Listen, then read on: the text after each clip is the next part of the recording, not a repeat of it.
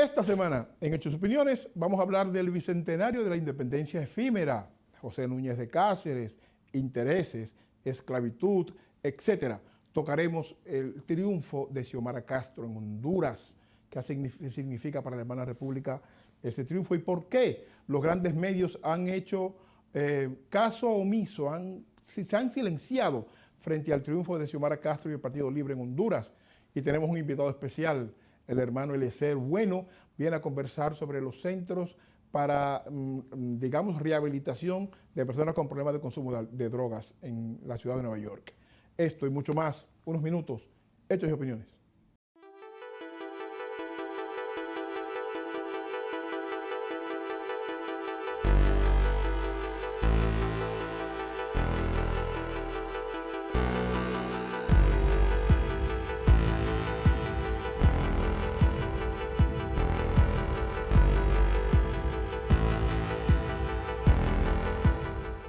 Tengo una noticia, la única joyería en el área de Jersey, que tenemos 5 bancos, mi gente, ahora tenemos 5 bancos.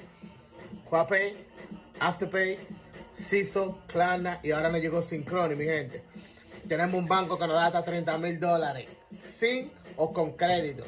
La única, ahora mismo puedes pasar por aquí, buscar tu prenda sólida, $5,000, $10,000, no importa. Nosotros te la aprobamos, hasta 3 años para pagarlo, mi gente. Tenemos los Shoker, Mónaco, puedes pasar. Tenemos la aplicación, te lleva tu Cartier o te lleva tu Rolex a 3 años, mi gente. 3 años, con o sin crédito. Puede hacer la aplicación desde su casa, no tiene que venir a la tienda. Y si quiere venir, pues con mucho gusto aquí lo recibimos. Gustavo Oro, 14 quilates.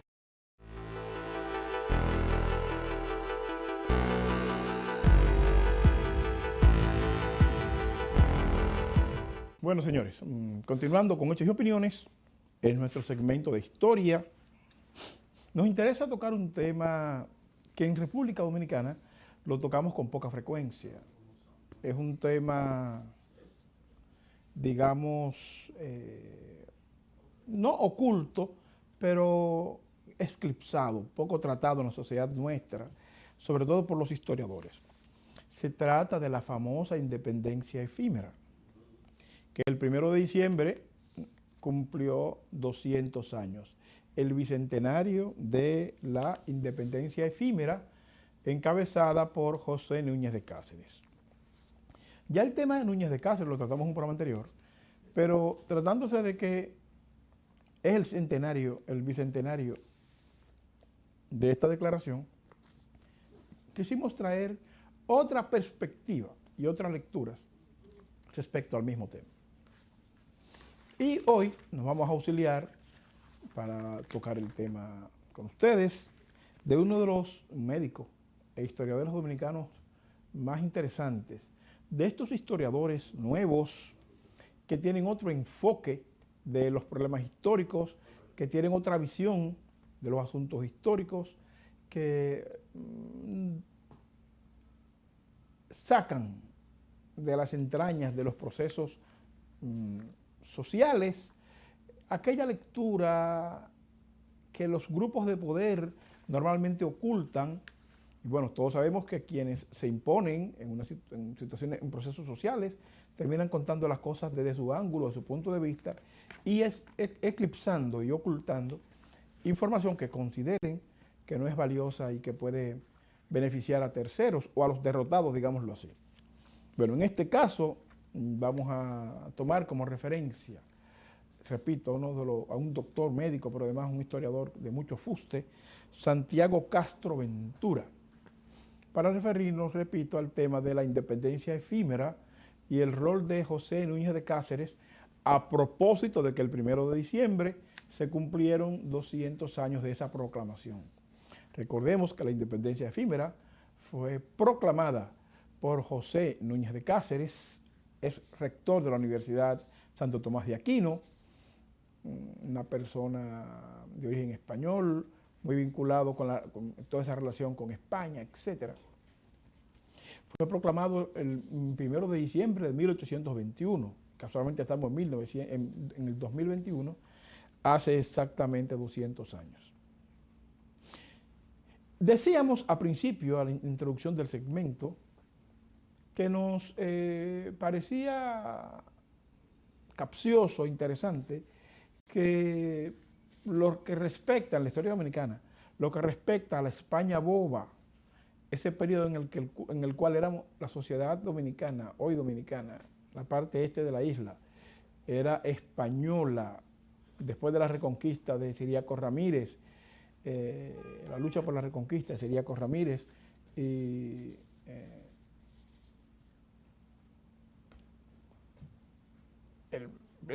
su pariente, perdón, que es un lapsus breve, Sánchez Ramírez y Ciriaco Ramírez, que encabezaron todo ese proceso.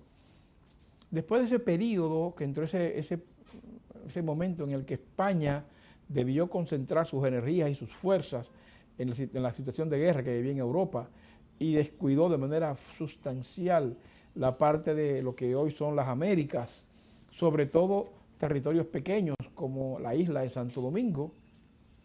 Ese periodo, ese letargo histórico nuestro, de la famosa España boba, y la lucha por la independencia de Haití, 1795, 1804, 1795, 1801, 1804, ese periodo de vida en la parte este, hoy República Dominicana, entre 1804 y 1820, ese periodo confuso de la historia nuestra, que poco se trata, la Declaración de Independencia de Núñez de Cáceres de 1821, hasta la invasión haitiana de 1822. Son lapsus históricos nuestros, tratados como por encimita, tratados sin profundidad, sobre todo por aquellos historiadores tradicionales nuestros que siempre estuvieron al servicio de los sectores de poder y que contaban la historia, y hay mucha gente nuestra, al solo escuchar esa campana, digámoslo así, hace falta como que se desintoxiquen para que vean un poco más allá de la curva que nos quisieron ver estos historiadores tradicionales. Bueno, de esos temas, desde la Reconquista hasta la independencia efímera, aquí queremos tocarlo a profundidad, o más bien, desde una perspectiva distinta o con una información diferente, para que ustedes puedan equiparar la información que ya tienen, que recibieron a nivel de primaria, secundaria y o universitaria, con las informaciones que historiadores nuevos, gente que ha hecho investigaciones distintas, desde una perspectiva distinta, usando métodos distintos y fuentes de información diferentes, como Santiago Castro Ventura, esa lectura nos permita ver tal vez más de una cara de esta moneda. Una de las cosas interesantes que plantea Santiago Castro Ventura en unos trabajos publicados hace unos días es la intención de Núñez de Cáceres y de lo que él llama la oligarquía criolla de la época 1820-1821, frente al problema de la esclavitud, frente al problema de la separación racial y clasista en la parte este de la isla, hoy República Dominicana, que estaba dividido en varias capas.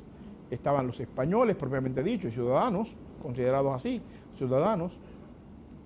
Estaban los libertos, estaban lo que ellos llaman los marrones, estaban los mulatos, estaban los negros, esclavos propiamente dicho, los esclavos. Y esta diversidad racial que existía en la parte este de la isla tenía el siguiente conflicto. Por un lado, obviamente, los blancos, los españoles, los europeos, estaban reconocidos por la metrópolis como tal, como europeos, como ciudadanos con derechos, etc. Los hijos de los mulatos, hijos de la mezcla entre negros y blancos, aunque no eran esclavos necesariamente, no eran considerados ciudadanos como tal, con derechos. Y el trámite, y estoy diciendo que estoy citando a Santiago Castro Ventura, el trámite para lograr de manera formal ser tratados como personas independientes, seres humanos con derechos, etc., era extremadamente largo y complicado en España, lo que mantuvo en el limbo a mucha gente mulata que no era ni una cosa ni la otra, ni eran ciudadanos con derechos, ni eran esclavos, estaban en un limbo que le complicaba la existencia. En ese sentido, adicionalmente a la realidad de los mulatos, estaba la situación de los esclavos. Los negros esclavos, había negros libertos, que estaban en situación parecida a la de los mulatos, porque a pesar de que ya eran libertos, no tenían un documento oficial que le daba tal categoría y por lo tanto su nivel de movimiento y de derecho era sumamente restringido. Y repito, estaban los esclavos, que obviamente no tenían ningún derecho, solamente ser esclavos. El movimiento que se da en la parte oeste, en lo que luego se llama Haití, producto de la guerra del ejército negro haitiano con Francia, con el ejército de Bonaparte, va creando una especie de, digámoslo así, sensibilización o interés en la parte norte del país, sobre todo la parte fronteriza del país, en los negros esclavos y los libertos que están en la parte este, digamos lo que sería luego República Dominicana, porque del otro lado, en la parte oeste, se estaba proclamando la abolición de la esclavitud.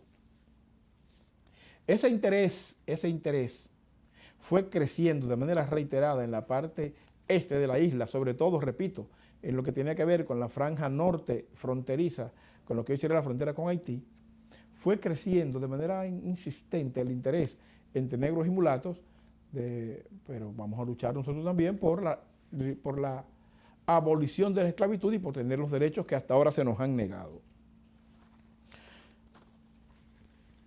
Ese proceso preocupó primero al gobernador de la parte este, porque se estaba gestando un movimiento que ponía en peligro, a partir de las situaciones que pasaron en Haití, ponían en peligro lo que él consideraba la estabilidad de la parte este, de la parte Haití español, la parte este de la isla. Y su preocupación era que esos movimientos que se estaban gestando en la costa norte fronteriza con Haití siguieran moviéndose hacia el sur y pudiesen llegar a Santo Domingo, a la capital de la media isla. Esas preocupaciones del gobernador, que entendía que España no actuaba, bueno, de hecho, él le pidió asistencia a España con militares para ver de qué manera podía, digamos, detener de alguna manera el movimiento y la movilización que se daba en la parte norte del país, de lo que hoy es el país nuestro, pero España le respondió unos meses posteriormente que no podía ofrecerle tropas por la situación que, repito, sucedía en Europa, y sugería que desde Cuba le pudieran llegar algún soporte militar para, digamos, de alguna manera detener este crecimiento, este disgusto por la esclavitud en la parte este de la isla, hoy República Dominicana, este disgusto que, bueno, lo estimulaba el hecho de que los haitianos ya habían declarado la abolición de la esclavitud. Núñez de Cáceres fue el hombre, digámoslo así, una persona con cierto grado de mucha importancia, un intelectual, un académico, un gobernador de provincia, una persona con mucha influencia en el régimen español de la época. Fue la persona que, Núñez de Cáceres, la persona que en 1812, producto de los movimientos que se estaban dando en la parte norte, repetimos, en una acción represiva, y Núñez de Cáceres encabezó ese proceso según Santiago Castro Ventura, en las comunidades de Mendoza y Mojarra fueron asesinados, ejecutados, negros y mulatos que el representante de la corona en la parte este y Núñez de Cáceres como gobernador de la región entendían que eran los responsables de la movilización y la insurrección de negros y mulatos por la abolición de la esclavitud en 1812. Esa situación, ese compromiso que ya tenía Núñez de Cáceres, a nuestro juicio, y el temor de que este movimiento siguiera creciendo, es lo que dice Santiago Castro Ventura, y que nosotros asumimos como con mucho valor, que se invente, y repito la palabra, se invente una independencia rápida que le haga gracia al sector haitiano que está promoviendo la lucha de abolición de la esclavitud. Valga decir que un importante sargento del ejército haitiano estuvo promoviendo la abolición de la esclavitud en la parte norte, donde estaban movilizando los, digamos, hoy dominicanos en contra de la esclavitud. Había un sargento haitiano promoviendo la importancia de abolir la esclavitud y que tuviéramos las mismas condiciones todos, hombres, mujeres, blancos, negros, mulatos, esclavos, etc. Es esta realidad de el alzamiento negros y mulatos en la parte este lo que lleva a Núñez de Cáceres a proclamar la independencia el 1 de diciembre de 1821 con el propósito avieso de que los comandantes, los líderes de la revolución haitiana vieran algún nivel de acercamiento con Bolívar, que era muy amigo de la revolución haitiana, pero además amigo personal de Petion, que fue el hombre que más le ayudó en todo el proceso revolucionario en Sudamérica, con armas, municiones, hombres, etc. Pero con una característica: todavía en la Gran Colombia no se había propuesto abolir la esclavitud. Por lo tanto, ese concepto, digamos, esclavista, que todavía sostenía Bolívar y el proceso de independentista que encabezaba, le haría de alguna manera, a juicio de Núñez de Cáceres, según Castro Ventura, le haría de alguna manera el juego a estos sectores de la lucha por la independencia de la Gran Colombia, porque como ellos no habían abolido la esclavitud todavía, y en la parte este, hoy dominicana, tampoco tenían intención de que eso pasara, entonces era como acercarse a un movimiento que tenía algún nivel de parentesco y de alguna manera mandarle un mensaje a los líderes haitianos de que Bolívar estaría apoyando la lucha por la independencia de lo que hoy es República Dominicana, esa famosa independencia efímera, cosa que posteriormente se estableció. Bolívar jamás se enteró que eso pasó. De hecho, el nombre que le puso Núñez de Cáceres, con el que proclamó la independencia de la parte este de la isla, fue la colombiana, con la idea de que de alguna manera eso que era la Gran Colombia estuviera algún vínculo con la colombiana, con la diferencia de que los líderes de la independencia en la parte, en todo el cono sur y esas 5 repúblicas encabezados por Bolívar, no se enteraron jamás que se proclamó una independencia con el nombre de la colombiana, con el propósito además de anexar en la parte este de la isla, la Gran Colombia. Eso se enteraron mucho tiempo después. Eso no, o sea que Núñez de Cáceres actuó por motus propios, sin consultar con Bolívar en este caso, con el único propósito de impedir el avance del movimiento de los negros y mulatos que entendían que había que abolir la esclavitud en la parte este de la isla y confundir a los líderes haitianos que entendían que más temprano que tarde ocuparían la parte este de la isla, lo que pasó posteriormente en febrero de 1822. Bueno, ¿por qué queremos tocar este tema sobre Núñez de Cáceres y estos aspectos? Porque son aspectos que a mi juicio no se tocan en la sociedad dominicana. Y Núñez de Cáceres, 200 años después, he visto y promovido por sectores importantes del país como una persona que hizo algún aporte. E incluso han llegado a decir que en tanto Núñez de Cáceres como bueno, disculpen, el que encabezó la independencia efímera, perdón, el que encabezó la ruptura, la reconquista, que ambos hicieron algún aporte, digámoslo así, a lo que posteriormente fue la lucha por la independencia nacional que encabezó Juan Pablo Duarte, Sánchez Ramírez y Núñez de Cáceres hicieron algún aporte, y yo considero que no. Yo considero que sus aportes fueron, uno, para regresar a romper, en el caso de Sánchez Ramírez, romper con Francia, que ocupó la isla completa a raíz de que España cede a través del acuerdo, cede la parte este de la isla a Francia, lucha contra esa anexión a Francia, para regresar a España, no para proclamar la independencia, para regresar a España. En el caso de Núñez de Cáceres, proclama la independencia simplemente para intentar impedir que la lucha contra la esclavitud de negros y mulatos, de lo que hoy somos dominicanos, creciera, intentando acercarse a los líderes de la lucha por la Gran Colombia, encabezado por Bolívar, e intentando a su vez retrasar la posibilidad de que los líderes haitianos ocupen la parte este de la isla, que pasó posteriormente.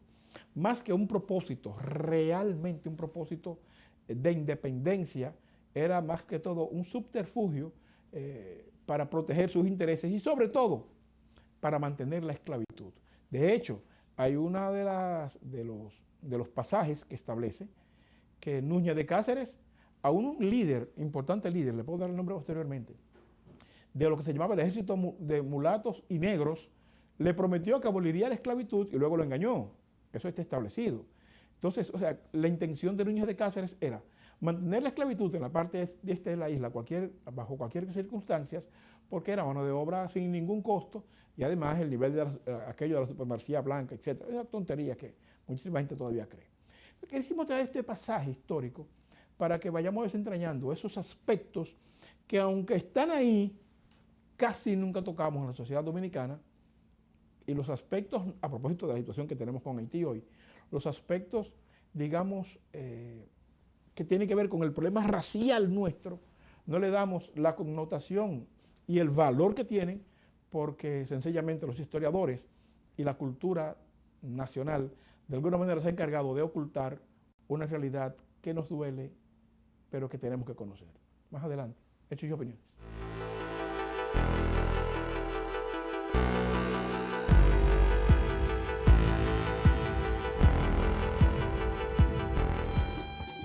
Si quieres que tus envíos de paquetes a redes, si quieres que lleguen seguros, si que lleguen de una vez, llévate de mi consejo, mi familia oye bien, siempre hago mis envíos por Salcedo Cargo Express. Si quieres que tu mercancía llegue rápida, segura y a tiempo, Salcedo Cargo Express, la número 1, la empresa líder de embarques y envíos a República Dominicana puerta a puerta. La experiencia no se improvisa, simplemente el tiempo nos ha dado la razón. 718-293-7272. Envíos a República Dominicana puerta a puerta, la más rápida, confiable y segura. Salcedo Cargo Express, te lo digo yo, Chino Aguacate.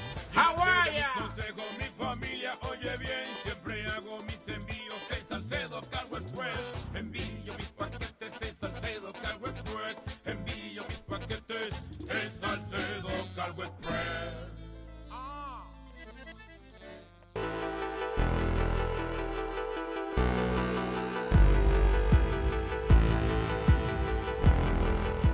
Bueno, señores, continuando con hechos y opiniones, nos llama la atención poderosamente el hecho de que los medios tradicionales norteamericanos, me atrevería a decir que del mundo, no le han dado la cobertura y la importancia que tiene el triunfo de Xiomara Castro en Honduras.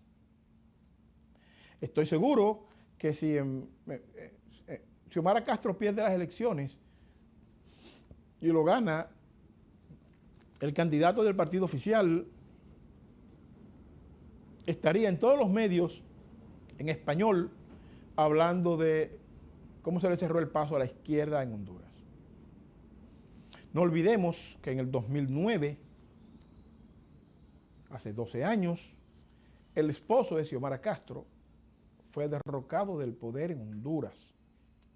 Mel Zelaya, una persona rica, una persona que viene del sector agrario, en muy buena posición económica, que se planteó solo pequeñas reformas en Honduras. Pequeñas reformas. Mel Zelaya no es izquierdista. Mel Zelaya no es socialista. Xiomara Castro no es izquierdista. No son socialistas. Lo único que se propusieron en el 2009 fue adecentar un poquito la vida política hondureña. Y eso le costó a Mel Zelaya un golpe de Estado blando, abusivo, lamentablemente auspiciado por el gobierno del presidente Barack Obama, partiendo del poder, el gran poder que tiene Estados Unidos en Honduras, pues tienen una importantísima base militar instalada en la zona, que en el fondo es quien ha dirigido los procesos hondureños uno detrás de otro. Y la pregunta es, ¿le hacen bien los medios de comunicación a la democracia ocultando un hecho como este? Solamente resaltando las cosas que le convienen en función de su visión del mundo, su visión de clase, etc. Ustedes que proclaman, dicen, traen una y otra vez aquel derecho a la democracia, ¿acaso ocultaron información de este tipo de manera aviesa, malsana, intencional? ¿No cuestionan su propia visión de democracia a la que ustedes con frecuencia echan mano? ¿Acaso no le dice a ustedes, y hablo de los grandes medios de comunicación en Estados Unidos y el mundo, en español, que ocultaron o han ocultado de manera intencional esto? O que se han puesto a inventar excusas tontas, como que Xiomara Castro va a repetir el chavismo, el sandinismo, o el danielismo, más que el sandinismo. Yo no creo que Daniel Ortega es sandinista, creo que Daniel Ortega es danielista. Cada país y cada proceso tiene sus características. Con relación a eso, escucho mucho en Estados Unidos medios decir, cuando se refieren a Alexandria Cortés y a Bernie Sanders, para poner un ejemplo, que son socialistas. Y yo les digo, no, señores. Alexandria Cortés, Bernie Sanders y un sector del Congreso que se llaman a sí mismos progresistas, son eso, progresistas. Pertenecen al pensamiento socialdemócrata dentro del Partido Republicano, dentro del Partido Demócrata, al pensamiento socialdemócrata. No tienen están muy lejos de de pensar como socialistas o pensar en subvertir el orden en Estados Unidos. Eso no tiene sentido. Son pensamientos distintos, son pensamientos que tienen otro enfoque, son pensamientos que tienen otra visión. Obviamente tienen otras propuestas respecto al problema social, respecto a la distribución del presupuesto de manera más equitativa, respecto a que los ricos, a los que más ganan, paguen más impuestos. Claro, y esos puntos que son propios de una reforma dentro del marco del actual modelo, para los sectores que han sido beneficiados por siglos del presupuesto de los países nuestros, estas propuestas que son de reformas muy mínimas y muy básicas, les parecen muy revolucionarias y les parecen hasta socialistas. Nada que ver, señores. Nada que ver. Pensamos que la llegada del Partido Libre a Honduras tiene retos increíbles por delante. Nos parece, ustedes saben que ya a la señora Castro se le hizo un fraude electoral, que a Mel Zelaya le han hecho la vida imposible para que no pueda participar en asuntos electorales en Honduras, eso lo sabemos. Nos parece que el descrédito del presidente Hernández, su hermano preso en Estados Unidos, él bajo serios cuestionamientos respecto a sus vínculos con las maras, el narcotráfico y los carteles. nos parece que un sector de poder hondureño quiso lavarle, en Dominicana decimos darle una manito de gato, la cara al poder hondureño, y entonces permiten que esta avalancha de votos se cuenten y dar paso, digámoslo así, a Xiomara Castro para que haga eso que acabamos de decir, de una lavadita de cara al podrido proceso democrático hondureño. Los retos de Xiomara Castro, Mel Zelaya, el Partido Libre y el movimiento progresista hondureño es profundo. Y es profundo porque hemos visto la salida despavorida de los hermanos hondureños caminando hacia el norte, buscando cualquier forma de vivir con un nivel básico de decencia. Hemos visto la llegada masiva en estas marchas que nos duele el alma, producto de que la sociedad hondureña expulsa a los hermanos y hermanas nuestras por falta de trabajo, falta de salud, falta de comida, falta de educación, falta de una vida decente. Lo que indica que restaurar esa esperanza en el gobierno, en la sociedad hondureña, sobre todo en los sectores de bajos ingresos y medios, es un reto que tiene el movimiento progresista, el Partido Libre y doña Xiomara Castro, que deberán afrontar lejos del marco del populismo y más bien dentro del marco de las restricciones y de la redefinición económica que necesita y merece Honduras para ver si se asenta. Lo de Honduras no es menos que lo que pasa en otros países de Centroamérica, no es menos que lo que sucede en El Salvador, no es menos que lo que sucede en Guatemala, de alguna manera en Nicaragua, no es menos, o de lo que sucede en República Dominicana, que lamentablemente hace unas semanas un grupo de compatriotas nuestros sucumbieron con varios muertos intentando llegar en frágiles embarcaciones, en Yola, a la hermana república, a la hermana isla de Puerto Rico. El asunto de combatir este modelo económico que segrega, que maltrata, que expolia, que les roba la esperanza y el bienestar a las grandes mayorías, es un reto importante. Pero es un reto para América Latina. En el caso del Perú, al presidente peruano actual le están haciendo la vida imposible, no le están permitiendo gobernar mínimamente, porque entienden los sectores de poder que un triunfo del movimiento progresista en cualquier país es un triunfo que podría sepultar para siempre estas políticas hambriadoras que se ejecutan en los países nuestros. La situación de Perú debe ser vista con pinzas por Xiomara Castro y los hermanos hondureños para superar esas trabas. Lo que pasa en Bolivia con el presidente boliviano, que sectores importantes, esa oligarquía boliviana irracional, insensata, le viven poniendo palos a la rueda para evitar que los procesos progresistas avancen. Esperamos que la experiencia del 2009 no se repita en Honduras. Esperamos que situaciones como el asesinato de una líder hondureña, una líder progresista como Berta Cáceres, primero no queden impunes y segundo no se repitan. Esperamos que Juan Orlando Hernández y su pandilla sean llevados a los tribunales porque la sociedad hondureña lo necesita, lo amerita, para empezar a hacer justicia y empezar a recuperar parte del dinero mal habido de esta partida de bandidos, como pasa en República Dominicana.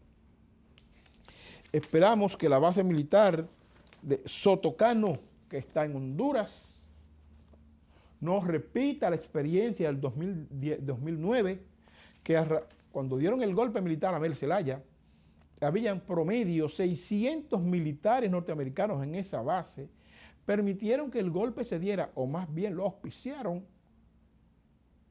Mel Zelaya fue llevado prisionero a esa base militar y posteriormente sacado del país.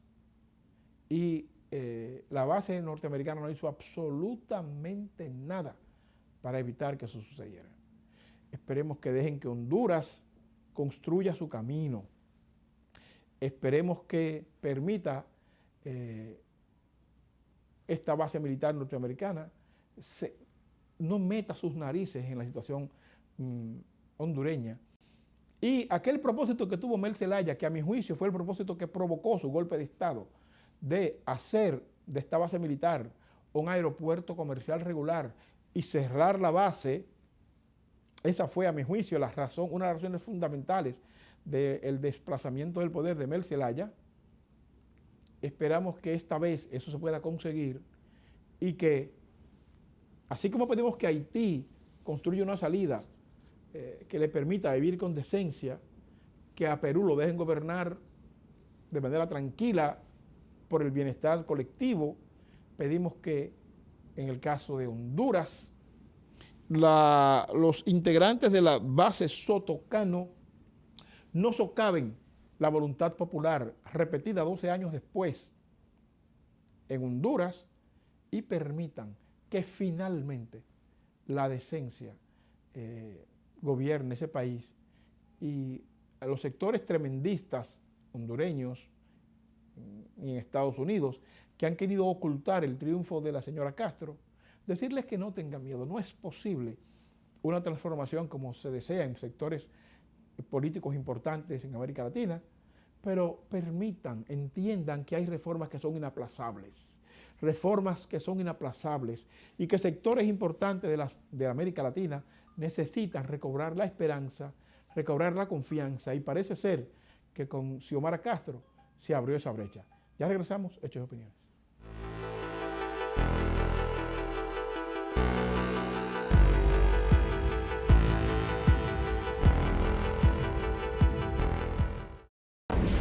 Lavazooka.com, la más completa y actualizada página de noticias dominicanas y mundiales. Lavazooka.com, información privilegiada y sin censura, desde Nueva York y para el mundo. Lavazooka.com.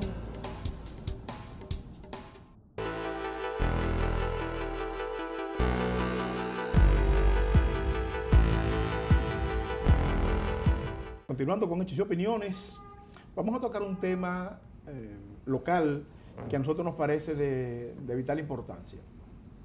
Se está promoviendo en la ciudad de Nueva York abrir unos centros de prevención de sobredosis. También le dicen lugares de inyección seguras. Nosotros, migrantes, comunidades pobres de muy bajos ingresos, con problemas de todo tipo, seguridad, etcétera, de pronto nos vemos blanco de una propuesta de la ciudad que no entendemos a cabalidad y que nos gustaría que alguien de la comunidad que maneja temas territoriales, que maneja temas de salud, etcétera, nos dé luz en torno a este asunto y, bueno, al concluir esta conversación todos tengamos una visión más clara de lo que se proponen y en qué dirección van las cosas. Tenemos la visita de Eliezer Bueno, hermano, gracias. Junta Comunal 12 de Washington Heights. Nos encanta que estés aquí con nosotros. Gracias por la oportunidad y me siento como un pez en agua dulce. No, hermano, esa es la idea, que te sientas cómodo. Primero, mucha gente nuestra no entiende la importancia y el valor de la Junta Comunal y muchas personas no participan. ¿Qué decisiones que benefician o perjudican a la comunidad se toman en una Junta Comunal? Bueno, comenzando con históricamente la razón por la que la crearon hace 40 años, es una institución amparada por la ciudad, en la cual todos los temas, antes de llegar o convertirse en ley, por lo general, pasan por la Junta Comunal para que la comunidad como tal contribuya y diga su opinión. Es enteramente cívica, compuesta por miembros elegidos por tanto el condado de Manhattan como por el concejal local. O sea, en este caso el condado de Manhattan, porque el distrito 12 está en el condado de Manhattan. Exactamente. Pero puede ser el presidente del condado en el condado que esté de los 5. Hay 50 juntas comunales en la ciudad, de la cual el único dominicano que ahora mismo está dirigiendo una soy yo. ¿De las Obviamente, 50? Sí, de las 50. Uepa, no sabía ese dato. Sí. Dime, ponme ejemplos concretos de qué cosas para ser aprobadas pasan por la mano de la Junta Comunal.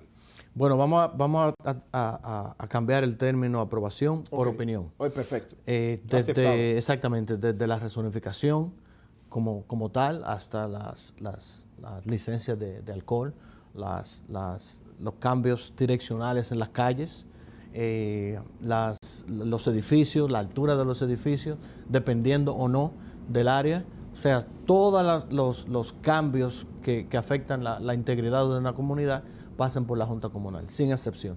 La gente común, la gente que no tiene vínculos con la Junta Comunal por desconocimiento, etcétera, ¿cómo puede vincularse y participar en ese proceso? Uno creo, de mis logros y a los que yo entré era precisamente a convertir la Junta Comunal en más inclusiva, que represente los números de la comunidad. En este caso somos 70 y tantos % demográficamente de la comunidad, y en la Junta Comunal ese número no representaba esa misma cantidad de personas. Correcto. No solamente participación, sino liderazgo.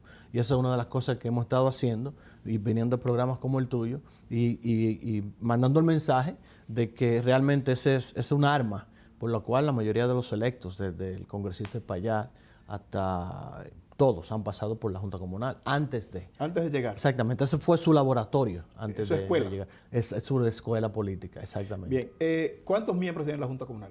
Cada Junta Comunal está compuesta por 50 miembros, y de los cuales hay 12 comités que son los que toman esas decisiones. Porque es una estructura. O sea, está la Junta, y la Junta tiene 12 comités. Sí, claro. Hay comités de ancianos, hay comités de transportación, hay comités de licencia de alcohol, hay comités de seguridad social, hay comités de salud, hay comités de todo. O sea, es un congreso cívico. ¿Del distrito? Exactamente, de cada distrito. En este caso yo presido el de nuestro distrito. Perfecto. ¿Cómo se involucra la gente en esa participación? Me explico. ¿Qué tiempo duran los comités? ¿Qué tiempo dura la elección de los 50 miembros? ¿Eso es periódico o eso es permanente? El tiempo límite, con la última ley que pasaron ahora en el 2019, es de 8 años como límite.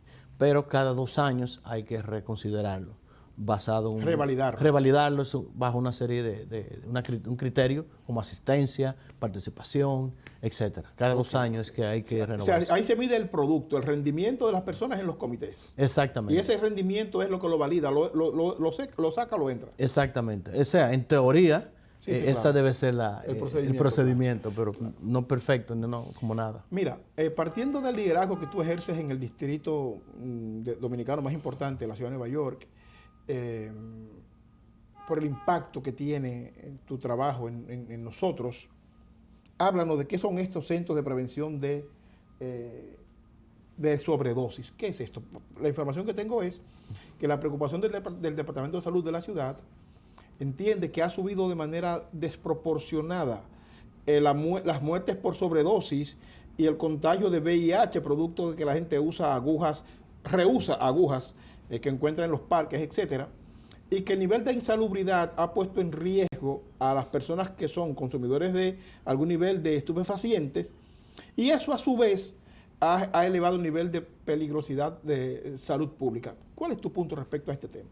Bueno, tú acabas de decirlo, es un problema de salud pública, y por ende debe estar cercano a, no solamente geográficamente, sino quizás hasta dentro de instituciones como los hospitales, porque es un problema de salud pública. Pero ¿qué se propone la ciudad? ¿Cuál es la razón de ser de los centros? ¿Cuál sería? La intención es disminuir la cantidad de personas que la sobredosis. La sobredosis. Esa es la palabra que andaba buscando. Disminuir la cantidad de sobredosis, atraerlos a un centro donde son supervisados mientras ellos mientras efectúan el acto. Reducir la posibilidad de sobredosis, porque el nivel de vigilancia que tendrían en un centro permite que si hay una sobredosis incluso le pueden poner antídotos. Exactamente. Pero eso tiene, el procedimiento o la intención no justifica los medios en este caso. Me explico. El primer día en que la medida se tomó, está en el periódico, es de acceso Correcto. público, 5 personas tuvieron sobredosis en uno de esos centros. ¿Cuántas personas mueren o no? Nosotros no tenemos la data. Exacto. Pero sí podemos decir que el criterio para los centros nadie los conoce. ¿Y a qué se le ocurrió traer? ¿Cuál es tu posición respecto a los centros? ¿Tú crees que los centros deben existir o no? Deben existir, pero tiene que haber un criterio coherente y específico que se apliquen equitativamente. Por ejemplo, si tú vas a poner un centro en un área digamos, donde mayor número de sobredosis haya, ok, eso es un criterio, hazlo ahí. Si tú vas a hacer un centro cerca de un hospital, ok, es un criterio, hazlo ahí. Pero el problema es el proceso, la arbitrariedad del proceso y la exclusión de las personas que son afectadas. En este caso, nuestra queja es que las comunidades pobres son las que llevan la mayoría de la carga social de este tipo de medidas. Porque la carga social no es solamente la persona que entra al centro y se inyecta, es qué pasa después de esa puerta. ¿Quién carga eso? ¿A dónde van a pedir? ¿Dónde van? ¿A qué negocios van y afectan? ¿Dónde están las sobredosis? Y no necesariamente en el barrio donde se instala el centro hay un proceso alto de consumo. Y de venta. ¿Entiendes?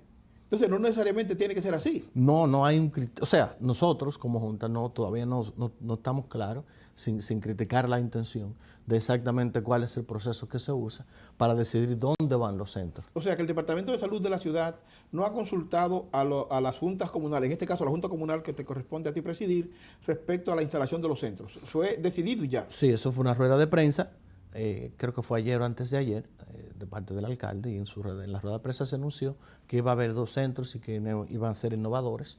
Y en los lugares donde se eligieron, obviamente coinciden en ser comunidades que tienen la mayor cantidad de pobreza. Ya. Bueno, el asunto aquí es de fondo. El asunto es que pienso, y esto es una opinión personal, Eliezer, que lo que están intentando combatir es las consecuencias y no las causas. Porque de alguna manera el mensaje de que te creamos un centro para que tú te puedas inyectar seguro, posiblemente le guste. Hay gente que tal vez no se le ha ocurrido inyectarse nunca. ¿Ya? Tal vez no criminalizarlo porque es una enfermedad, pero sería sano, oportuno y pertinente darle un carácter tan formal a algo que parte importante de la sociedad nuestra rechaza. Bueno, partiendo del punto de vista de ser un asunto que tiene que ser tratado desde la óptica de salud pública, lo que la ciudad puede haber hecho, todavía tiene tiempo para hacerlo, es entrar, como lo hicieron en Montreal, creo, en sociedad y acuerdos con los hospitales locales. Y esos hospitales son las personas que monitorean el proceso. No necesariamente tiene que ser dentro de un área del hospital físicamente, pero sí están envueltos en el proceso del tratamiento. Pero el hecho de que esté incluso en un área dentro del hospital es mucho más seguro. Pero obvio, porque la emergencia está ahí mismo. Claro. O sea, no, y el nivel de vigilancia. Y el nivel de vigilancia. El nivel de vigilancia es diferente. O sea, que tú entiendes que, ok, los centros pueden funcionar, pero en áreas seguras, digamos un hospital, el hospital cercano al entorno, y que eso garantice que haya un nivel de vigilancia y de tratamiento que beneficie más al paciente y que no perjudique tanto a la comunidad. En esa dirección. Exacto, eso es lo que andamos buscando, porque aquí en el lugar donde se eligió, aquí en la esquina de la 180 y Amsterdam, para ser más precisos, este sitio es históricamente conocido como un área muy vulnerable a la salud pública. A la salud pública. Entonces, quienes toman la decisión, al no ser inclusivos al tomarla y traer las personas que entienden la comunidad, entonces, como tú dices perfectamente, están lidiando con las consecuencias y no las causas, porque las causas se quedaron igual. O sea, no hay una mitigación a las causas de cuál es el problema que está rodeando eso. Hablando de las causas, Eliezer, ¿tú crees que podríamos ayudar en el futuro a reducir el consumo de cualquier tipo de drogas, mejorando servicios sociales en las comunidades nuestras pobres que prácticamente no tienen recursos? Estoy pensando que empecemos ahora en 10 años. Muchachos que ahora tienen 5 o 6 años, si van a programas after school, digamos, con calidad, si tienen asistencia para sus tareas, digamos, con calidad, no para perder el tiempo, sino con servicios de calidad, si tienen acceso a las artes de manera diversa, que tú no tengas que irte de la 180 y Amsterdam, para poner un ejemplo, a la 125, porque es el centro cultural más próximo para tú aprender piano, violín, etc. Si se traen esos servicios de recreación y de crecimiento cultural en el entorno, sustituir ese centro, donde, digamos 180, se pondría un centro de atención a personas con dificultades, con problemas de consumo de cualquier tipo de estupefacientes, y que ese centro vaya a un hospital, y que en lugar de donde se va a poner ese centro se ponga una escuela cultural, ¿qué tú crees del impacto de eso en 10 años? Precisamente al lado de que estaba Alianza como comenzó. Claro, comenzó. por eso fue que lo pensé. Déjame darte este dato de acceso público. Hay una correlación directa entre el número de crímenes entre las 3 y las 7 de la tarde. ¿Qué pasa entre las... Tú puedes ir a Comstock, eso es acceso público, cualquiera puede entrar a uno de los precintos locales. Y yo lo he conversado ya con los comandantes de ambos, el 33 y el 34.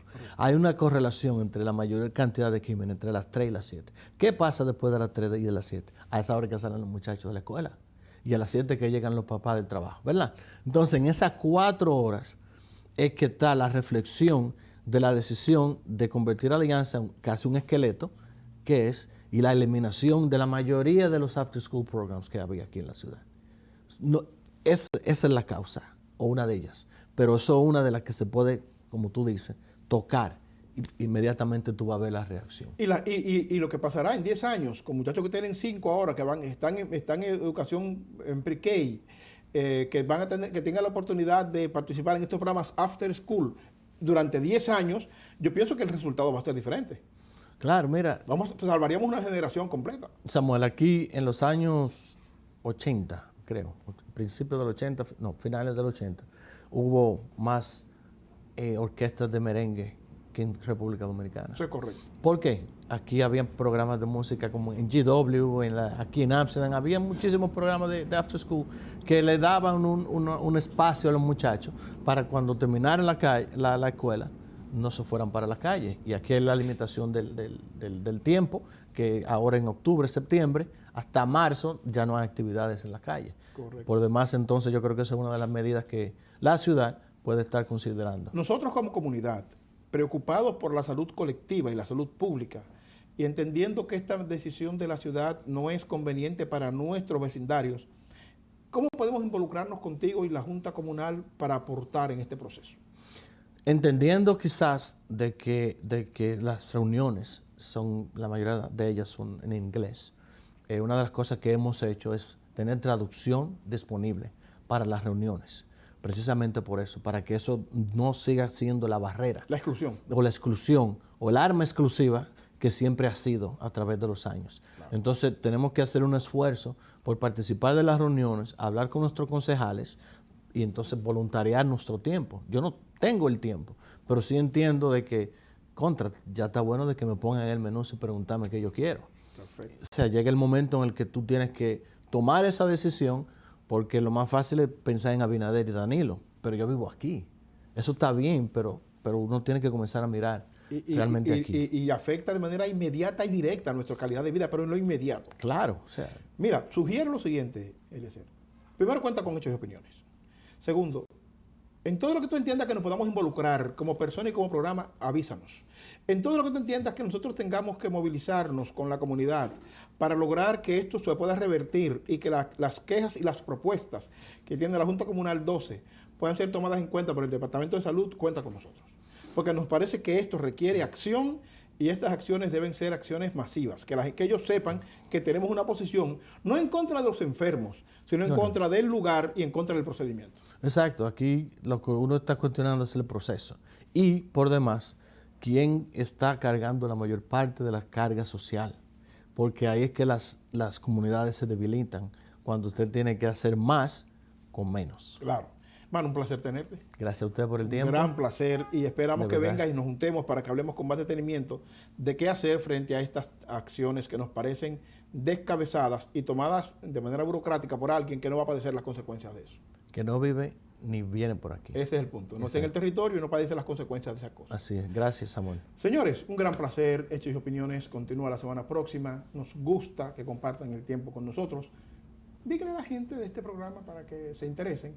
Comuníquense en las redes sociales con Eliezer Bueno, que le estamos poniendo en pantalla, para que él sepa que le estamos apoyando y sepa que estamos dispuestos a jugarnos la faja con él. Hechos y Opiniones, hasta la próxima semana. Muchas gracias.